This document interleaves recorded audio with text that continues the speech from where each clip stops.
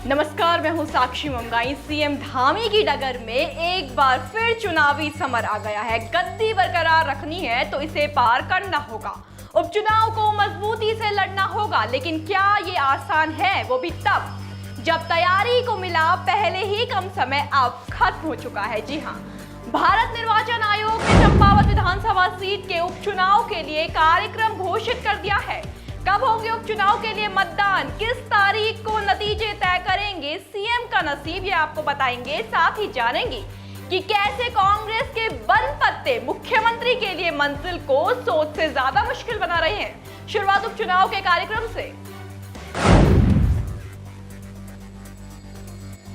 जैसा कि आपको बताया, भारत निर्वाचन आयोग ने चंपावत विधानसभा सीट के उपचुनाव के लिए कार्यक्रम घोषित कर दिया है। जारी कार्यक्रम के मुताबिक 4 मई को चुनाव की अधिसूचना जारी की जाएगी। इसके बाद चुनाव के लिए नामांकन 11 मई तक किया जाएगा।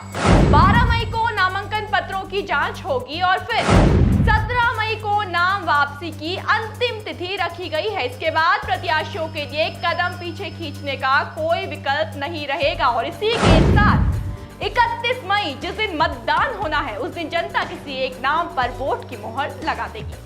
नतीजों के लिए भी ज्यादा इंतजार प्रदेश को नहीं करना होगा। 3 जून को मतगणना होगी और परिणाम घोषित किया जाएगा। हालांकि चुनावी संग्राम होना है ये तो पता है, लेकिन सस्पेंस ये है कि उपचुनाव में सीएम से टक्कर लेने, उन्हें शिकस्त देने आखिर विपक्ष से उतर कौन रहा है। बता दें कि कांग्रेस ने अभी अपने पत्ते नहीं खोले हैं। उत्तराखंड विधानसभा चुनाव 2022 में सीएम धामी को उनकी सीट खटीमा से परास्त करने वाले कांग्रेस प्रत्याशी और उपनेता प्रतिपक्ष भुवन कापड़ी समेत अल्मोड़ा विधायक मनोज तिवारी और लोहाघाट विधायक खुशहाल सिंह अधिकारी को पार्टी ने पर्यवेक्षक बनाया है। कुछ समय पहले फैसला लिया गया था कि तीनों पर्यवेक्षकों की रिपोर्ट के आधार पर पार्टी के अधिकृत प्रत्याशी की घोषणा की जाएगी, यानी रायशुमारी से यह तय किया जाना है कि धामी के खिलाफ पार्टी की ओर से कौन सा प्रत्याशी चंपावत उपचुनाव में उतरेगा। हालांकि अब तक किसी एक नाम पर मोहर नहीं लग सकी है। फिलहाल कांग्रेस की ओर से सिर्फ यही कहा गया है कि पार्टी उपचुनाव मजबूती से लड़ेगी, लेकिन किसके चेहरे पर इसका चयन नहीं हुआ है। वैसे माना जा रहा था कि चंपावत सीट के पूर्व विधायक हेमेश खरकवाल ही हमेशा की तरह कांग्रेस के प्रत्याशी होंगे, लेकिन सियासी समीकरण ये संकेत दे रहे हैं कि हेमेश खरकवाल इस बार प्रत्याशी नहीं होंगे। चंपावत सीट से अब तक कांग्रेस के प्रत्याशी हेमेश खरकवाल लड़ते आए हैं और 2 बार जीते भी हैं, लेकिन दिलचस्प ये है कि सुगबुगाहट कहती है कि आला कमान कुछ कारणों से उन्हें हटाकर उनसे भी काबिल नाम पर धामी के प्रतिद्वंदी के तौर पर मोहर लगा सकती है। दरअसल कुछ समय पहले सुनने को मिला था कि पार्टी का एक धड़ा खरकवाल के नाम पर राशि नहीं है और क्योंकि जंग सीएम के खिलाफ है, तो दूसरी ओर कांग्रेस यूं भी किसी ऐसे चेहरे की तलाश में है जो चुनाव में पराजित धामी को उपचुनाव में भी शिकस्त का स्वाद चखा सके। इसके लिए वैसे 6 नेताओं ने दावेदारी की है, लेकिन है कौन ये 6 नेता? उपचुनाव लड़ने के लिए अब तक 6 कांग्रेस कार्यकर्ताओं ने दावेदारी की है। 3 सदस्यीय पर्यवेक्षक दल के समक्ष कांग्रेस नेताओं ने उपचुनाव लड़ने की इच्छा जताई। ये भी बता दें, खबरें हैं कि इन नामों में खरकवाल का नाम नहीं है। खैर, पर्यवेक्षकों ने बंद कमरे में दावेदारों और कार्यकर्ताओं से रायशुमारी की, जिसके बाद नामों की जानकारी हाईकमान को भेज दी गई है। हालांकि लगता नहीं है कि अब तक किसी एक नाम पर सहमति बन पाई है। समय कम है और जल्द ही इस सवाल के एक जवाब पर हाईकमान और प्रदेश कांग्रेस को आना होगा कि चुनावी समर में धामी से टकराने कौन उतर रहा है। ये अलग बात है कि भाजपा में न सिर्फ कांग्रेस के बंद पत्ते बल्कि आम आदमी पार्टी का चुनाव लड़ने का ऐलान भी खलबली मचा रहा है।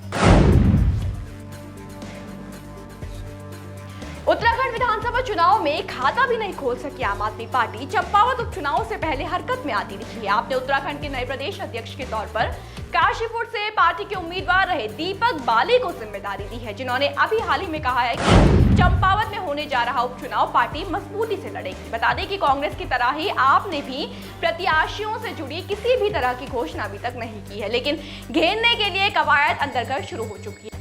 उधर सीएम धामी भी पूर्व विधायक कैलाश गहतोड़ी के साथ मिलकर जनता को लुभाने का प्रयास करते दिख रहे हैं। ये जरूरी भी है क्योंकि चंपावत हालांकि खटीमा से लगी सीट होने के चलते कुछ सुरक्षित है, लेकिन इतनी भी नहीं है कि सीएम बिना मेहनत वहां से जीत दर्ज कर रहे। ऊपर से 96,016 मतदाताओं को इतने कम समय में साथ पाना संभव नहीं।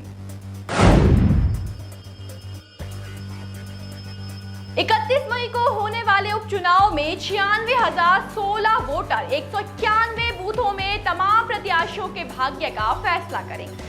सहायक जिला निर्वाचन अधिकारी NS मेहरा की माने तो चंपावत सीट में 50,057 पुरुष और 45,959 महिला मतदाता है। बता दें कि इस समय चंपावत में आचार संहिता लागू है।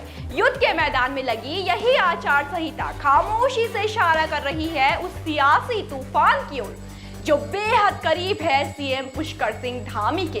अब देखते हैं कि उपचुनाव की ये आंधी उड़ा ले जाएगी सीएम के सिर से ताज या सही मायनों में अब होगा उनके कार्यकाल का आगाज। जो भी होगा, इस सियासी गर्मागर्मी की हर अपडेट आप तक पहुंचेगी। बस बने रहे देवभूमि इंसाइडर के साथ। आज ही डाउनलोड करें देवभूमि इंसाइडर ऐप।